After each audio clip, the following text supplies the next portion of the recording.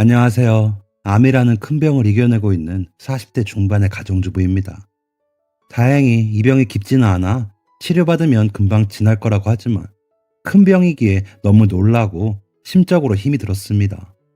그런데 그래도 남보다는 나은 우리 가족이라고 믿었던 사람들, 지금은 보지 않는 시댁 식구들은 아무래도 남인가 봅니다. 정말 다시는 얼굴도 보고 싶지 않습니다. 마음 같아서는요. 그래도 제 성격상 가만히 있지는 못하고 갚아주며 살았다고 생각했는데 지금도 분이 안 풀리긴 하네요. 그래도 저희 엄마가 호되게 뭐라고 해주셔서 좀 든든하면서도 죄송하더라고요. 한 6개월 전 이상하게 피곤함이 심해지고 숨쉬기도 힘들고 목 부근에 이물감이 커지더라고요. 목도 자주 쉬는 게 아무래도 이상하다 싶어 때마침 나온 건강검진도 있고 해서 겸사겸사 검사를 받았습니다. 목 부위가 좀 부어 갑상선 검사 항목을 추가했죠. 그래도 그냥 과로한 것이겠거니 하며 별 생각 없이 지나고 있었습니다. 그런데 검사 결과 갑상선에 암이 의심되니 정밀 검사를 받아보라는 것이었습니다. 암이라는 글자에 하늘이 노랗더군요. 아직 우리 막내 중학생인데 제가 없으면 어쩌나 싶기도 하고요. 그래서 서둘러 예약을 하고 가장 빠른 날짜에 맞춰 검사를 갔습니다. 초음파며 CT 촬영도 무섭고 이런저런 검사도 피도 많이 뽑고 하니 검사하다가 더 지치는 것 같았습니다. 그리고 또 기다림, 두려움과 초조함으로 피가 마르는 것 같았습니다. 검사 결과 들으러 가는 날은 일부러 혼자 갔습니다. 그때까지도 남편만 알고 있었거든요. 의사 선생님의 첫마디는 건강검진이 환자분을 살렸네요. 정말 잘하셨어요. 이 정도면 수술 진행하고 항암받고 계속 추적 관찰하면 생명에는 지장이 없겠어요. 였습니다. 좋아해야 할지 슬퍼해야 할지 모르겠지만 살 수 있다는 말에 안도가 되긴 하더군요. 수술 스케줄까지 잡고 나와 남편에게 먼저 전화를 했습니다. 나 갑상선 암이래. 다행히 초기래. 그런데 수술은 해야 하고 항암도 해야 한대. 애들한테는 내가 저녁에 얘기할게. 부모님들한테는 당신이 좀 이야기해줘. 라고 말하고 집으로 운전하며 가는데도 꿈인지 생신인지 했습니다. 집에 도착하니 엄마에게 전화가 오더군요. 남서방이 전화했던데 이게 무슨 일이냐? 며 엉엉 우시더라고요.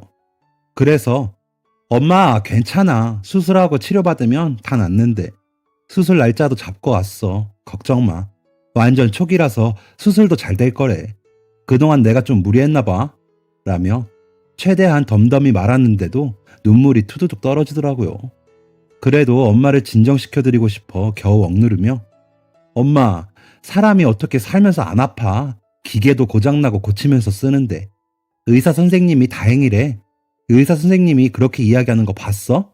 다 최악의 상황 이야기하지. 나 진짜 괜찮아. 그러니까 걱정 말고 있어요. 내가 또 전화할게. 하고 전화를 끊었습니다. 눈물을 닦으며 진정하고 있는데 시어머니에게 전화가 오더군요.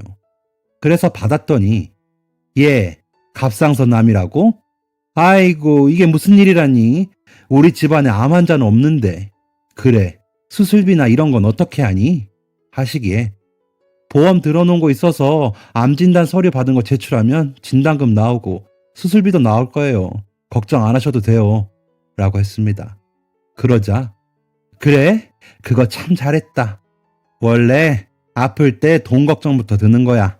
애들 밥이랑 아범 밥이랑 이런 건 어쩌니? 아휴, 다들 너무 힘들겠어.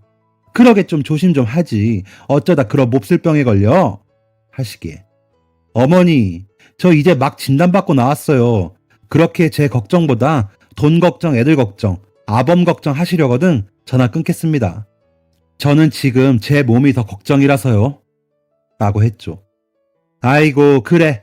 아주 좋은 핑계 생겼다. 여자가 아프게 됐으면 집안 걱정부터 하는 게 먼저지. 너는 너밖에 생각이 안 드니? 라고 끝까지 부하를 지르더군요.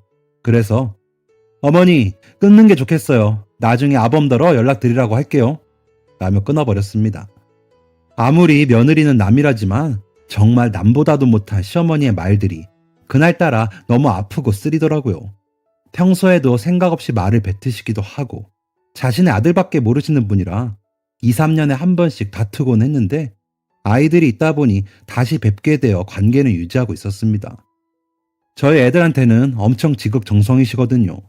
그래서 도리는 한다고 했는데 이럴 때 이렇게 선을 넘으시니 너무 속상하고 서운해서 화가 날 지경이었습니다. 저녁에 학원까지 마치고 아이들이 들어왔길래 거실에 앉아 아이들이 좋아하는 치킨을 먹으며 말을 꺼냈습니다. 우리 승훈이랑 승혁이 놀라지 말고 잘 들어. 엄마가 한 2주쯤 있다가 수술을 받으러 갈 거야. 물론 수술이 끝나고 입원도 좀 해야 하고 그리고 정기적으로 가서 검사도 받고 한동안은 항암 치료도 받아야 한대.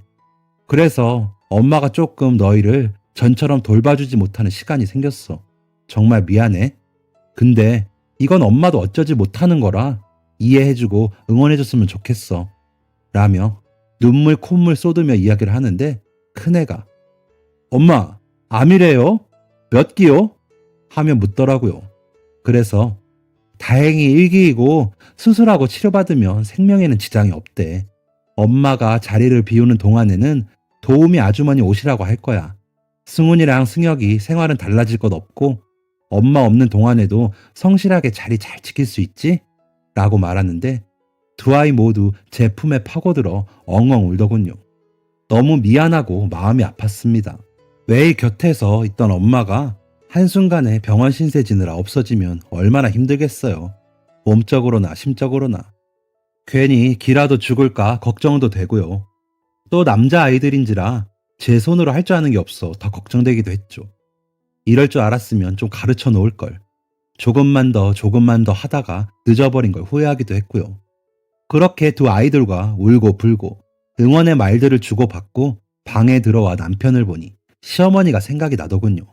그래서 당신 어머니가 아까 나한테 뭐라 했는 줄 알아?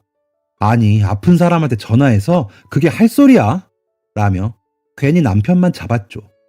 가만히 듣고만 있던 남편은 평생을 그렇게 자식 걱정만 하시고 산 분이야. 어쩌겠어. 당신도 이제 그만 포기해.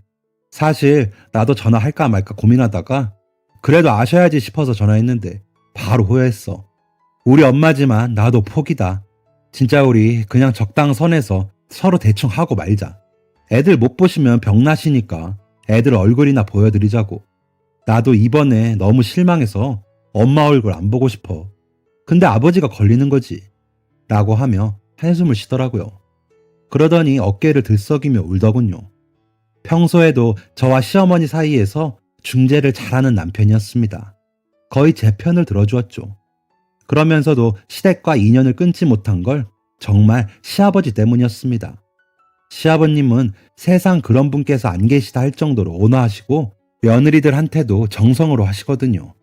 물론 어머님께도 너무 부드러우시고 좋으신 남편이시죠. 그런데 시어머님은 항상 본인 자식들, 손주들만 제 식구인 마냥 감싸셔서 형님과 동서는 시댁의 발걸음을 끄는 지 오래입니다. 조카들과 아주버님과 도련님만 다니러 오시죠. 시아버님께는 가끔 전화도 넣고 만나는 것으로 아는데 저는 그렇게까지 하고 싶진 않아. 지금까지 이어왔던 거죠. 남자 형제들은 아버님 성품을 그래도 닮았는데 시누이들은 또 시어머니 판박이라 시누이들은 되도록 만나지 않는 걸로 하고 있습니다. 남편이 그렇게 우니 또 안쓰럽더라고요. 저 사람도 놀랬을 텐데 하면서요. 검사 결과 보러도 같이 가겠다는 걸 제발 혼자 가게 해달라고 해서 저 혼자 간 거였거든요. 누가 있을 때 검사 결과가 안 좋으면 제가 더 흔들릴 것 같아서요. 그랬지만 저 사람도 제 연락 받기 전부터 얼마나 전전긍긍했을지 충분히 알기에 힘든 하루였겠구나 싶더라고요. 미안하기도 하고 안쓰럽기도 해서 다가가 어깨를 안아주니 그래도 1기는 완치율도 높고 제발만 안 되면 괜찮대. 앞으로는 내가 집안일도 더 도울게. 이렇게 아프게 해서 미안해. 라며 더 울더군요. 그런 남편과 또 울었습니다. 혹시나 아이들이 들을까 소리 죽여 오느라 더 힘들더라고요. 그래도 우리 가족 간의 끈끈한 정을 다시 느낄 수 있어 슬프지만 아름다운 밤이었습니다. 다음날 아침 제가 깨우기도 전부터 아이들이 일어나 아침 식사 차리는 걸 돕더군요. 엄마, 아침은 앞으로 간단하게 빵이나 시리얼로 먹어요. 그렇게 습관 들이는 게 좋겠어요. 라는 큰아들에게 엄마 병원 가면 그렇게 먹어. 그때는 엄마가 해주고 싶어도 못 해주니까 지금은 엄마가 차리는 걸로 먹자 하면서 밥을 차렸습니다. 그랬더니 아침부터 또 울더군요. 그런 아이들을 보며 남편은 너희가 씩씩해줘야 엄마가 기운 내셔서 치료도 받으시고 수술도 받으시지. 웃으면 암이 더 빨리 사라진대. 우리 웃으면서 엄마 준비하시게 도와드리자. 할 수 있지? 라고 다독여 주더라고요. 그러면서 자신이 코끝이 빨개져 있으면서요. 아이들을 학교에 보내고 남편이 출근하자 저는 여러 도우미 업체에 연락을 하며 와주실 아주머니를 공고해 놓았습니다. 그것만 해도 진이 빠지더군요. 병을 알고 나니 더 쉽게 지치는 것 같았습니다. 그래서 잠깐 쉬고 있는데 큰 시누이에게 전화가 오더군요. 평소 자신의 엄마의 일이라면 쌍심지를 켜는지라 받고 싶지 않았지만 그럼 또 남편에게 전화해 피곤하게 할 것 같아 받았습니다. 나야 옳게 아프다며? 엄마한테 들었어. 그래도 그렇지 노인네한테 그렇게 면박을 줄 게 뭐야? 엄마는 걱정되니까 그런 얘기 할 수도 있지 하는 겁니다. 길게 말하고 싶지도 않고 오래 상대하고 싶지도 않아서 형님께서도 나중에 아프시게 되면 제가 꼭 어머님처럼 걱정해드릴게요. 제가 지금 좀 피곤해서요. 전화 오래 못할 것 같습니다. 했더니 아니 지금 나한테 악담하는 거야? 옳게 아픈 건 아픈 거고 심보를 곱게 써야지 어쩜 그래? 하더군요. 본인들 심보는 뭐 고운 줄 아는지 말이죠. 그래서 형님 걱정 그렇게 할 수도 있다고 하시기에 만약의 경우를 말씀드린 건데 뭘 그렇게까지 비약하세요? 저 진짜 너무 피곤해요. 끊을게요. 하고 전화를 끊어버렸습니다. 남편에게는 형님 전화 받지 말라고 메시지만 남기고 소파에서 잠이 들었습니다. 일어나 보니 막내 시누이까지 주르륵 부재중 전화가 15통이 와 있더군요. 진짜 대단하다고 느꼈습니다. 그래서 문자를 보냈습니다. 아무리 따지고 싶어도 저 지금 중병 앓는 중입니다. 나중에 무사히 만나면 그때 이야기하시죠. 진짜 너무들 하시네요. 지금부터 오는 모든 답장과 전화 다 차단하겠습니다. 저까지 인연 끊게 하지 마세요. 라고요. 그랬더니 아무 답장도 없더군요. 남편에게는 전날 밤 일도 있고 해서 아무 말 말자고 결심했습니다. 보나마나 신우들이 돌아가며 난리를 쳤겠죠. 저 때문에 큰 일들은 다른 직원들에게 넘기고 제 병간호를 해준다는 사람이니까요. 남편은 5남매 중 셋째로 어릴 적부터 다른 형제들과도 잘 다투지 않은 성격이었다고 해요. 앞서 말씀드린 대로 남자 형제들은 아버님을 닮아 큰 분쟁이 없었는데 시누이들은 유난히 욕심도 많고 세물내 시끄러웠다 하더라고요.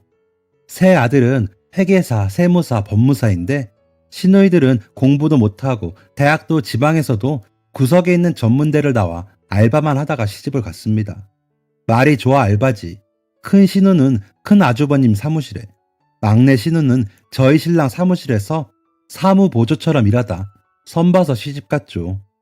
저희 아버님이 교장 선생님으로 퇴직하신지라 교직에 계실 때 다 시집을 보내신다고 어머님이 서두르셨다 하더라고요. 시집 가서도 친정일에 얼마나 관심이 많은지 시어머니와 짝을 이뤄 분란을 만들더니 5년 전부터 형님은 더 이상 못하겠다고 선언하셨고 동서는 이럴 거면 이혼하자 난리를 부리고 발길을 끊었습니다. 돈 들어가는 일에는 입 다물고 있는 시누이들 얄미워서 저도 몇 차례 부딪힌 이후로는 하고 싶은 말은 하면서 잘 상대를 안 하는데 이런 일이 생긴 거고요.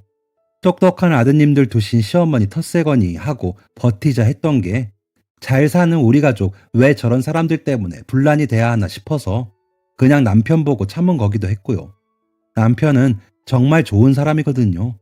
조용하지만 유머러스하고 다정한 100점짜리 아빠에 99점짜리 남편입니다. 1점은 시댁 때문에 뺐고요. 더 빼고 싶지만 너무 좋은 사람이라. 저희 남편은 한 3년 전 세무사 사무실을 따로 개업을 하고 이제야 자리를 잡는다 싶었는데 제가 몸이 안 좋아지니 미안한 마음이 들기도 했습니다. 저는 둘째 태어날 때까지는 맞벌이 하다가 둘째 낳으면서 전업주부가 되었습니다. 그 전까지는 그냥 회사 다녔지만 일 욕심이 많아서인지 집에만 있는 게 힘들더라고요. 둘째 초등학교 보내고는 여기저기 무료 수강 배우면서 자격증도 취득하고 그 자격증으로 간간히 일도 하고 했죠. 남편이 안정적으로 돈을 버니 저까지 잘 벌면 더 좋았겠지만 수입보다는 제가 배우고 싶은 거에 치중한 것도 사실입니다.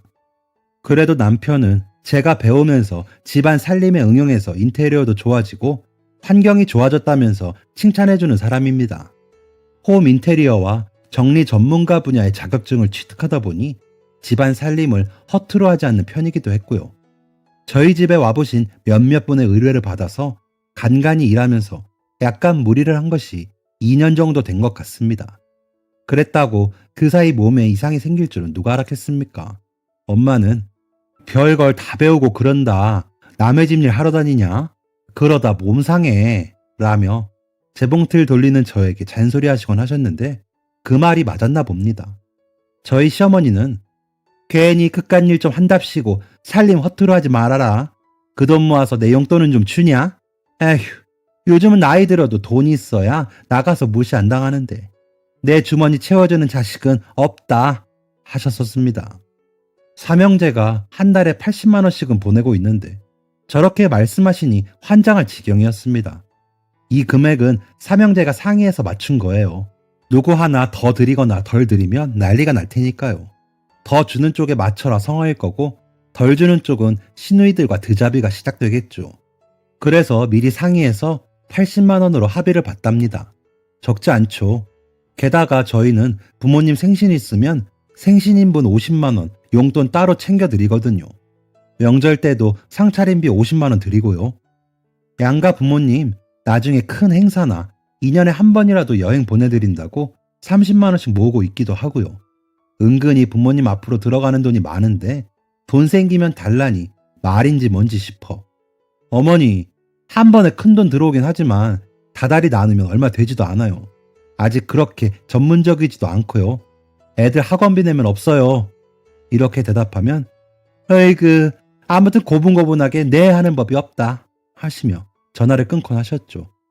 그러고 시누이들 돌아가며 전화해서 돈 10만 원만 붙여줘도 될 일을 노인네 서운하게 해? 라며 난리를 치죠. 처음엔 멋모르고 붙였다가 어느 정도 살다 보니 그럼 형님이랑 아가씨가 좀 드리면 되겠네요. 매번 집안 행사 때 돈 안 내잖아요. 그러면서 명품 자랑만 하고 이번엔 형님이랑 아가씨가 좀 드려요 하면서 전화를 끊는 스킬을 가지게 되기도 했습니다. 그래도 속상한 건 마찬가지였죠. 그래도 남편 보고 참고 아이들 보고 참았습니다. 하지만 이번 일은 너무 부하가 치밀더라고요. 그런데도 남편 눈물 생각하면서 또 참자 싶었습니다. 그런데 그게 그 사람들에겐 만만해 보인 건지 더 기가 막힐 일이 생기더라고요. 코로나 시국이라 보호자가 한 명으로 제한되고 출입도 불가능하다 보니 남편보다는 엄마가 계시는 게 낫겠더라고요. 입원 기간이 길다 보니 개인 병실 쓸 수도 없고 4인실로 잡았거든요.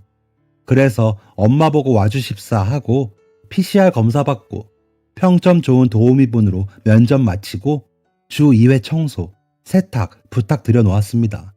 남편에게는 동네에서 평이 좋은 반찬 가게 알려주고 주 1회 반찬 쇼핑하라고 알려주니 이번 전날이더군요. 가기 전에 아이들과 남편에게 너무 사랑한다고 편지 쓰면서 반드시 해야 할 일들을 다시 정리해 만들어 놓고 자려는데 잠도 안 오더라고요. 혹시나 의료 사고라도 나면 어쩌지? 하는 두려움이 엄습하면서 무섭더라고요. 엄마도 주무신다고 들어가셨지만 잠들지 못하시는 것 같았고 남편도 뒤척이더군요. 그렇게 뜬 눈으로 아침을 맞이하고 아이들 학교 보내고 남편 출근시키고 엄마와 짐을 챙겨 집을 나서는데 눈물이 나더군요. 엄마 앞이라 안 울려고 했는데 아이들이 잘 다녀오라며 인사할 때도 잘 참았던 눈물이 왜 그렇게 쏟아지던지요. 엄마는 그런 제 손을 잡고 토닥이시더니 아무 말 없이 계시며 우시고요. 지금 생각해보면 좀 웃기긴 하지만 너무 무서웠습니다. 다시는 아이들과 남편 곁으로 못 돌아올까 봐요. 입원을 하고 마스크를 끼고 생활을 해야 하니 엄마도 답답하실 것 같아 너무 죄송했습니다. 못난 딸 때문에 고생을 하고 계시니 말이에요. 안정을 취하라는데 안정은커녕 덜덜 떨려서 집에만 가고 싶더라고요. 그렇게 또 뜬 눈으로 나를 세우고 다음날 아침 수술실에 들어갔습니다. 기도하시는 엄마의 모습이 발끝으로 멀어지는데 기분이 묘하더라고요. 출산도 애 안 먹고 잘했는데 수술을 하려니 너무 이상했습니다. 그래도 암이라는 놈과 이별을 해야 했기에 견뎌내자 싶었죠. 정신을 차려보니 회복실이었습니다. 목소리는 나오지 않았고 갈증이 심하게 나더군요. 눈을 뜨며 아, 이제 살았구나. 애들하고 남편하고 다시 만나겠구나 싶어 눈물이 흘렀습니다. 병실에 돌아와 엄마를 보니 진짜 살았다 싶더라고요. 엄마는 의사 선생님이 부위가 너무 좋아서 수술이 깔끔하게 잘 됐다고 이제 치료만 잘 받으면 된다더라.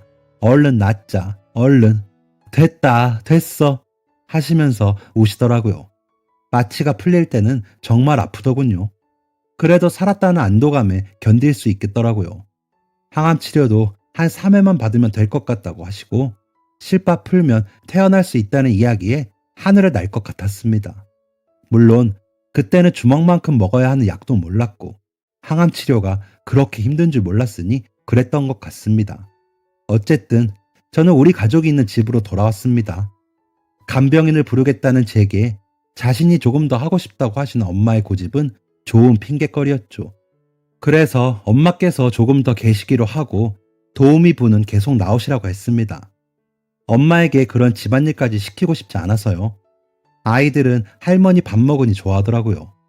아직은 아픈 제가 익숙하지 않아 조심하다가도 티 없이 지내는 아이들의 모습에 기운이 더 났습니다. 남편은 한동안은 자신이 오전 근무만 하기로 했다며 일찍 들어왔고요. 너무 감사한 일이었죠. 아픈 제가 이렇게나 도움을 받을 수 있으니 말입니다. 그런데 이 평화는 얼마 못 갔습니다. 태어나고 한 일주일 뒤쯤 남편이 출근하고 얼마 안 있다 시누이 둘과 시어머니가 오셨더군요. 저희 엄마는 사부인이 오셨으니 허둥지둥 과일 깎고 차 내시느라 정신없으신데 예, 너 안 그래도 살 좀 빼면 좀 낫겠다 싶더니 얼굴 좋다 하시며 입을 떼신 시어머니는 브레이크가 없는 기관차처럼 망언을 쏟아내시더군요. 아프다고 누워만 있다간 그대로 죽는다. 원래 살면서 암 한 번씩은 겪는 거 아니냐. 큰 암 아니니 엄살은 부리지 말아라 등등 아주 신나게 떠드시더군요. 시누이 둘은 맞장구를 쳐가며 떠들고요. 점점 엄마와 저의 표정이 안 좋았는지 막내 시누이가 아픈 사람 좀 웃으라고 한 얘기에 기분 나쁜 건 아니죠? 우리 집 며느리들은 너무 예민해 하더군요. 더 이상은 못 들어주겠다 싶어 어머니, 제가 아직은 이렇게 있기가 힘들어요. 큰일 없으시면 일어나세요 했더니 큰 시누이가 아니, 밥때 다 되어가는데 그냥 일어나라고? 너무 야박한 거 아니니? 하기에 형님, 지금 제가 밥을 못 차리잖아요. 설마 저희 엄마한테 상 받고 싶으세요? 전 그렇게는 못하니까 그만 가세요 했죠. 그랬더니 어머님이 하여간 야박하기는 어차피 너 한술 뜰 거 아니냐. 사부인 괜찮죠? 하시기에 아니요, 제가 안 괜찮고 제가 지금 힘드니까 가시라고요. 병문안 오신 거예요? 밥 얻어 드시러 오신 거예요? 라며 화를 냈습니다. 그러자 엄마는 엄마가 얼른 차리지 뭐 하시기에 엄마! 그럴 거면 집에 가. 나 때문에 고생하는 것도 내가 마음이 안 좋은데 그런 것까지 안 해도 돼 하며 엄마에게도 화를 냈습니다. 그러자 큰 시누이는 그래 간다 가. 옳게. 그래도 이러는 거 아니야. 사람이 왔으면 식사 대접은 해야지 하기에 문병 오시면서 그렇게 빈손으로 오신 분들이 하실 이야기는 아닌 것 같네요. 가세요! 라며 돌아서는데 시어머님이 마지막 폭탄을 던졌습니다. 그래 간다. 근데 그 암 진단금이 꽤 된다며? 너 몸 좀 나아지면 나랑 백화점 좀 가자. 내가 봐둔 밍크가 하나 있는데 그거 하나 해줘라 하더군요. 제가 제대로 들은 게 맞나 싶어 멍하니 있는데 저희 엄마가 사부인, 그게 무슨 말씀이세요? 암 진단금이 뭐 어쩌고요? 밍크? 지금 진심이세요? 라며 소리를 치시더군요. 놀라서 있는데 남편이 들어오며 어머니 가세요. 여길 왜 오셨어요? 그게 무슨 말이에요? 누나랑 막내 얼른 어머니 모시고 가. 이게 무슨 추잡한 짓이야? 하며 화를 냈습니다. 큰 소리에 방에서 원격 수업을 받던 아이들도 나와 보더군요. 놀란 눈을 한 아이들이 눈물이 그렁그렁 맺혀서는 할머니, 저희 엄마보다 옷이 중요해요? 하자 그제서야 시어머니께서는 허둥지둥 나가시더군요. 남편의 등장에 놀랐는지 시누이들도 시어머니와 얼른 나가고 나서 아이들에게 별일 아니야. 들어가서 마저 수업 받고 나와. 하고는 돌아서는데 눈물이 나더군요. 저희 엄마는 화가 날 대로 나셔서 남서방, 내가 지금 들은 얘기가 뭔가? 사돈이 그런 말씀을 하실 줄 몰랐네. 내 새끼 목숨값으로 뭐? 밍크? 내가 기도 안 쳐서 라며 남편을 추궁하고 계셨습니다. 엄마, 남서방이 무슨 죄야? 남서방도 불쌍하지. 당신 오늘 왜 이렇게 일찍 왔어? 라며 남편을 살피는데 남편이 무릎을 꿇더니 어머님, 죄송합니다. 제가 너무 부족해서 이 사람도 고생시키고 어머님도 힘드시게 하네요. 저희 어머니 말씀은 새겨듣지 마셔요. 앞으로는 절대 그런 말 못하시게 제가 다신 안 보고 살겠습니다. 라며 울더군요. 그런 남편을 보니 저는 마음이 짠한데 저희 엄마는 또 안 그러셨나 봅니다. 아니, 아무리 생각이 없는 양반이셔도 그렇지. 다른 건 다 그래 그럴 수 있어. 그런데 보험금이 뭐 어째? 봐둔 밍크? 이건 내가 아무리 생각해도 참을 수가 없어. 자네 앞장서게. 내가 바깥 사돈도 같은 생각이신지 가서 여쭤야겠네. 일어서 하시더니 가방을 챙겨 나가시더군요. 그런 엄마를 잡아보려 했지만 너도 잠자코 있어. 이건 어른들끼리 해야 할 얘기야. 정 안 되면 남서방하고 갈라서라. 이렇게는 내 새끼 이 집안 며느리로 못 떠. 하시더군요. 한번 틀어지시면 끝을 보시는 성품인 걸 알기에 저도 얼른 위옷을 챙겨 입고 따라 나섰습니다. 남편은 운전하는 내내 아무 말도 없더니 시댁 앞에 도착하자 어머님이 하시는 대로 따르겠습니다. 하지만 저는 이 사람이랑 이혼 못합니다. 라며 내리더군요. 배를 누르고 집 안에 들어서니 시누이들과 시부모님께서 짜장면을 드시고 계시더군요. 저희 집에서 그 난리를 치고 음식이 입으로 넘어가나 봅니다. 저희 엄마를 보신 아버님께서는 아이고 사부인 여긴 무슨 일로 하시는데 저희 엄마가 바깥 사돈께 제가 여쭙고 싶은 게 있어서 왔습니다. 실례 좀 하겠습니다. 하며 소파에 앉으시더라고요. 저와 저희 남편은 엄마 곁으로 내려앉았습니다. 그러자 시어머니는 아휴 알았어요. 내가 실언했어요. 사돈 미안해요. 하시는데 시아버님이 당신 조용히 하고 있어. 사부인 얘기 다 하시거든. 당신 얘기 들을 테니까 하시더니 사부인 무슨 일로 이렇게 노여워서 여기까지 오셨어요? 라며 저희 엄마에게 물으시더군요. 사돈, 저는 사돈의 성품을 믿고 저희 아이를 이 집 식구로 시집 보냈습니다. 부족한 부분이 많아도 예뻐해 주시며 보드 담아 주신다고 생각했습니다. 그래서 저 역시도 남서방 대학을 귀하게 여겼고요. 그런데 오늘 제가 아주 희한한 모습과 말을 듣고 울분이 치밀어서 참지 못하고 이렇게 왔습니다. 아니, 아무리 며느리가 안 예쁘셔도 그렇지 아픈 아이 암 보험금으로 밍크를 사달라니요. 그것도 아직 조리 중인 아이한테요. 시누이들까지 같이 빈손으로 와서 한뜻으로 식사 대접이나 바라고 아이 아픈 것은 안중에도 없이 막말하셔서 다 그럴 수 있다고 생각하고 참았습니다. 하지만 보험금으로 쇼핑이요? 이게 무슨 경우인지 바깥 사돈께 여쭙고 따져보고 같은 생각이시라면 저 우리 아이 더 이상 이 집안 식구로 못 둘 것 같습니다. 라고 이야기하시며 눈물을 흘리시더군요. 저도 덩달아 속상한 마음에 눈물을 짓자니 남편이 저는 이 사람 없으면 못 살아요. 아버지 죄송하지만 저는 이제 집과 인연을 끊겠습니다. 라고 하면서 울더군요. 그러자 큰 시누이가 아무리 그래도 이게 무슨 말이야. 아주 마누라 치마폭에 쌓여서 야 엄마 밍크 하나 해드리는 게 그렇게 싫어? 오죽했으면 보험금 들먹이면 사달라고 했을까? 말 들은 김에 하나 해주면 되지. 라고 하자 시아버님께서 시누이 따귀를 때리시더군요. 그러시더니 너 입 다물지 못해? 어디서 뚫린 입이라고 함부로 짓거리는 거야? 아이고 사부인 저희 안사람과 여식들이 결례를 범했나 봅니다. 사람이 욕심은 많아도 나쁘진 않다고 생각했는데 아니었나 봅니다. 제가 아이들 교육도 잘 못 시키고 안사람 단속도 못했습니다. 죄송합니다. 라고 하시더니 엎드려 절을 하시더군요. 아버님의 그런 강경하신 모습을 모두들 처음 본 터라 놀라서 있다가 절을 하시는 모습에 더 놀라 아버님을 일으켜 세우려 하자 사부인 제가 면목이 없어 고개를 못 들겠습니다. 제발 용서치 마시고 저희 부족한 아들 잘 가르쳐 주세요. 며느리에겐 면목이 없습니다. 원통하기 짝이 없지만 얼른 아이들 데리고 가주세요. 제가 안사람들과 여식들은 다시 가르치겠습니다. 죄송합니다, 사부인. 하시는데 계속 시댁에 있을 수 없어 엄마를 모시고 얼른 나왔습니다.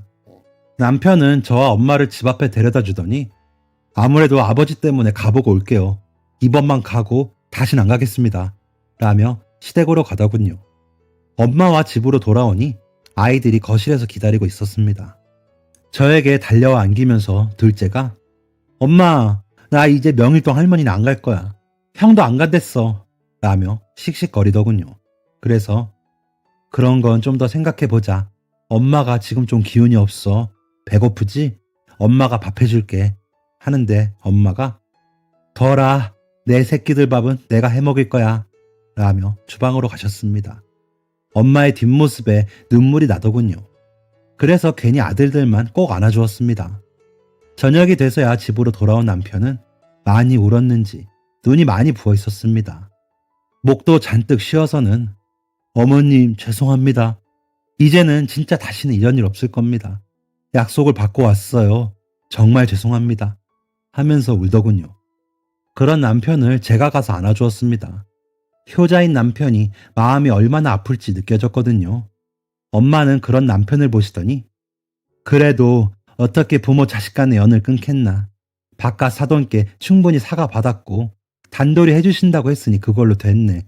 자네도 속상할 텐데 내가 약간 심했어. 미안하네. 하시더라고요. 그러자 남편이 감사합니다 하면서 침실로 들어가더군요.